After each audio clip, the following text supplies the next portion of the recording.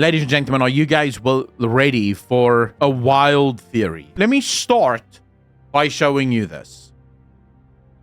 We're just going to watch this together, and then we're going to talk about it. I speak for the machines. The great Titan Kazgaroth, who granted me the gift of the Forge, has relayed information from the Pantheon about our purpose. To create order from the chaos of the cosmos, the Titans search the great dark beyond for the Prime World Soul. I want to focus on this very quickly. See, when I watched this in-game cutscene for the first time, it's not really a cutscene, but you know what I mean. I almost spat out my coffee as I was listening to this. Because suddenly, almost everything snapped back into focus. I suddenly understood all of the lies, all of the deceit, and why the Titans had to do what they did, and exactly how things are playing out. So I want to very quickly give you guys a short rundown of the story of the Titans, how the Titans claim the story goes. The Titans claim that in the beginning there was the light, there was the void, and the light exploded outwards, and then all of the cosmological forces came into being, and they were born from world souls. So world souls settled, mass and material formed around them, and then suddenly they were born, and here we have all of our Titan friends.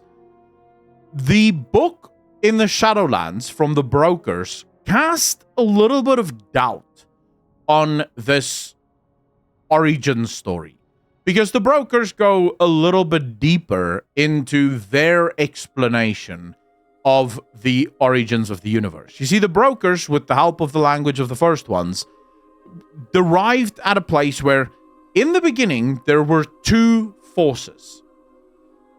One of these two forces eventually became 2, then 3, then 5, then 6, and ultimately 7 forces. And they could never really figure out whether the 7th force was a fractal of the 6, or if the 6 actually came from the 7th force. So the one force that originally started all of them then became the 7th. And they say that the other force, so the two forces in the beginning, the other force remains outside the cycle. It's not part of the cycle. The Titans, if you start to merge these two stories, you say, okay, the Brokers have one part of the story, the Titans have the other part of the story, but the Titans are then born inside the realm of the dark beyond, or the great dark beyond, or what we would refer to as reality, since we know that all of the other cosmological forces exist outside of a veil of some kind. Now, this cinematic was mind-blowing because it reveals the lie of the Titans, but then also the fundamental truth of what is actually happening here. You see, the Titans are completely lying when they tell us that they are born from world souls. They are not. We know that Zeroth realms exist in each of the cosmological forces. We also know that the Titans have a very strict directive to the Titan Keepers that the mortals may not know about Zeroth Ordis, because the mortals will never actually be able to understand Zeroth Ordis. So allow me to paint for you an alternative history, one that I think explains everything. The two forces that the Brokers talk about in the beginning, where they claim that after the one force became everything, including the first ones, the other force is outside the cycle. The other force is reality. So let's say Force Alpha is the one that the brokers claim created all of the cosmological forces and everything within it. Force Beta is what they claim is on the outside. But Force Beta, in my opinion, is reality. Force Beta is what created life. It's reality. Force Alpha then built these cosmological structures around reality. And what I'm not yet sure about is whether all of the first ones was in agreement with the building of 6 cosmological forces, or if instead the 6 cosmological forces were built by different first ones. In other words, the first ones themselves were, or whatever race, I don't think the first ones refer to themselves as first ones. It's what the brokers refer to them as, the first ones. In other words, the first ones to walk the realms, as it were. But they may have a different name. They may come from a different race of species or a different species of being. And it might be that these beings were very divided. Some were more light-orientated, some were more void. It doesn't really matter, but keep that in mind because that could be something, right? That could be something. What we do know is that the cosmological forces are at war with one another. But what if the Titans, in other words, the realms of order, struck first? They struck first and they struck hard. The reason they could strike first is because of all the cosmological forces, they are the one tasked with order. So they were very quick to form a hierarchy and fall in line, which allowed them to very quickly, before any of the other forces could really organize themselves, the Titans already attacked. They completely subdued the realms of death. By the way, the Primus is a Titan, not an Eternal One. The Eternal Ones, the reason why the Eternal Ones, the Ardenweald Queen, for example, the Winter Queen, the reason the Winter Queen believes that she is the one that built Ardenweald, even though the Mushroom Guy tells us that Ardenweald was there long before the Winter Queen even arrived, is because she believes it. Her memory was wiped to just after the realms of death were ordered by the Titans. And they placed the Primus there as the guy that keeps all of them in line. The Titans then very quickly moved into life and conquered life and closed off life. Aeonor was plucked out of life and her mind was wiped as well. Now, we know that mind wipe can happen with the domination magic. You can literally use domination magic to remove someone's memories. And I believe this is what happened. Aman'Thul and the Primus used domination magic. The Primus used domination magic on Carestia, the firstborn, and also on the Winter Queen, and also on Zuvul, and also on Denathrius. This is why they believe this to be their purpose. They believe that this is what they're supposed to do. Zuvul broke free, probably of some souls that he saw that revealed to him that the lies that he believes isn't true. This would explain why the Primus also looks very Titan-esque. If you look at the Primus, there's a Titan element to him that you don't see with Carestia the Firstborn, and you don't see with the Winter Queen, because they are not, as it were, Titans. They are Eternal Ones that were born inside the Zereth Mortis realm. The Primus then, with the help of Aman'Thul, conquered the realms of death, and they placed the Primus there as being the guy that directs this, to make sure that they don't break the chains, so to speak.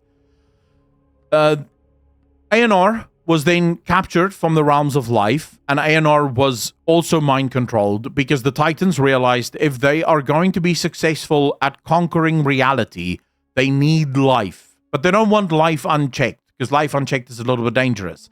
So no, they'll take one Titan from life, and they'll lock the rest inside life. They tried, or maybe did, conquer light. This is why the light has never shown up in full force, and why the light constantly has to use the Naaru, because they've also been conquered. They tried to conquer the realms of chaos, but they were not fully successful. But I do believe that they captured Denathrius from the realms of disorder, and Denathrius was then moved into the Shadowlands because they did need some element of chaos. Again, In order to bring order, you need some semblance of balance. What gives this away? The Titans are in search for the Prime World Soul. But so is every other cosmological force in the universe. The Void Lords send out the old gods. For what?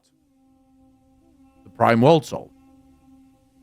The light sends out light crystals all throughout the universe. For what? The Prime World Soul. The demons are consistently conquering and capturing worlds.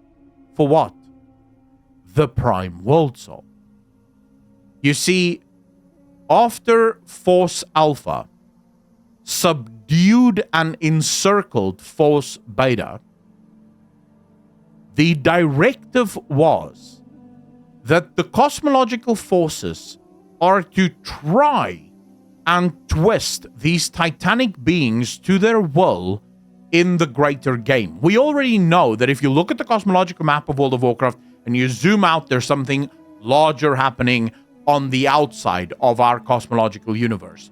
It is very possible that each of these cosmological forces are looking for the biggest army.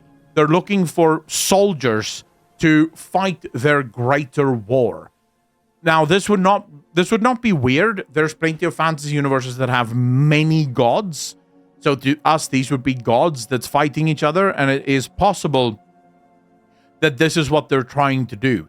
This is why they're looking for the Prime World Soul. This would also explain the building of the Manifold. For those of you that don't know what the Manifold is, the Titan Keepers admit their job was to build this giant network of forges and engines that encases the entirety of Azeroth's soul. Now, according to them, if you keep watching this world soul, the most powerful in existence, they would guide to become the greatest Titan of all. Why would this Titan, because remember, according to the Titans, they were all born this way. Why would this Titan require guidance to become a Titan? Unless, of course, this Titan, if left to their own devices, would not become a Titan at all, but would really become something completely different. In time, they came to sense a mighty presence within the world called Azeroth. The Pantheon made their way to the nascent world soul, hoping that their search was at an end. Amazing.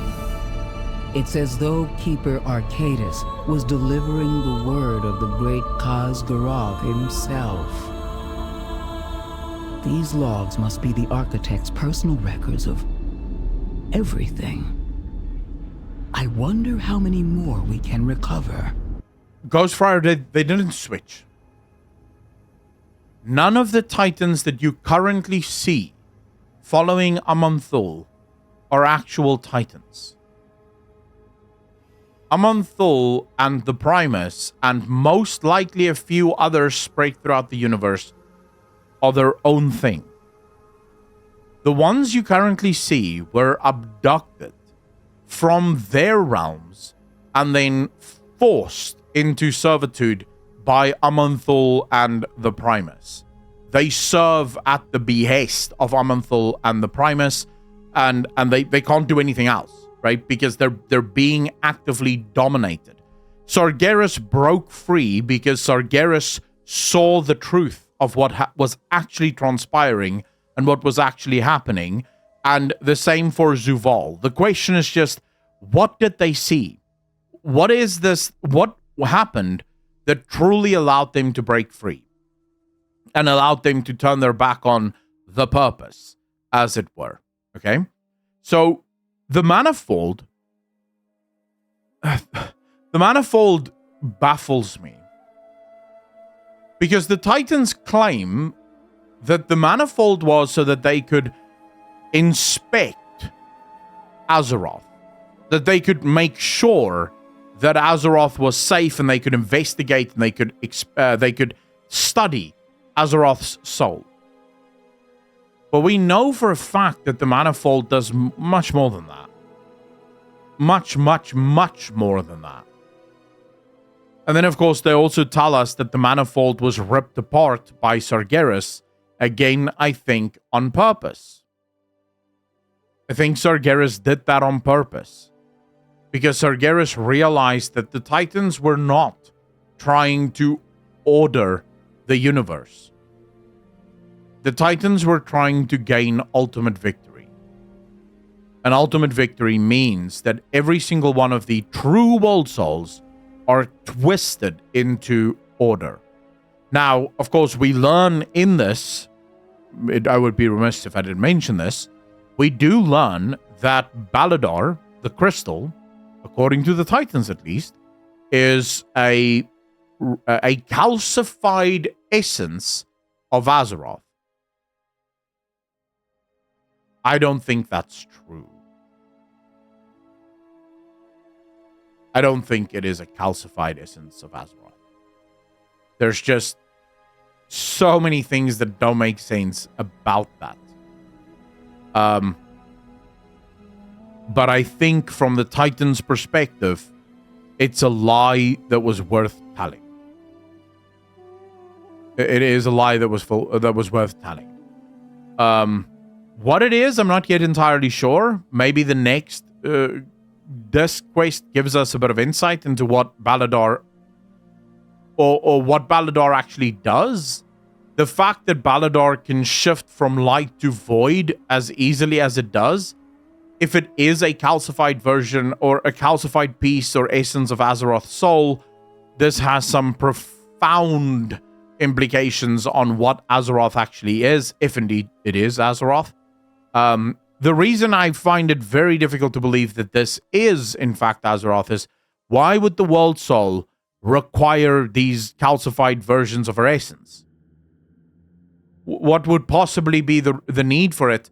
And why would it stick out of the roof of an inside piece of Azeroth? Because it looks as if either this essence was trying to get out, or the essence was trying to get in. Now, if this is the essence of Azeroth, is it possible that Azeroth was trying to get out? She was trying to break the Manifold from within. That's why these crystals exist. When Azeroth realized what the Titans were doing to her, they were imprisoning her, effectively. The Titan, or Azeroth, was trying to basically explode the Manifold. That could have some profound implications. I have to think about that a little bit more. Because that's interesting.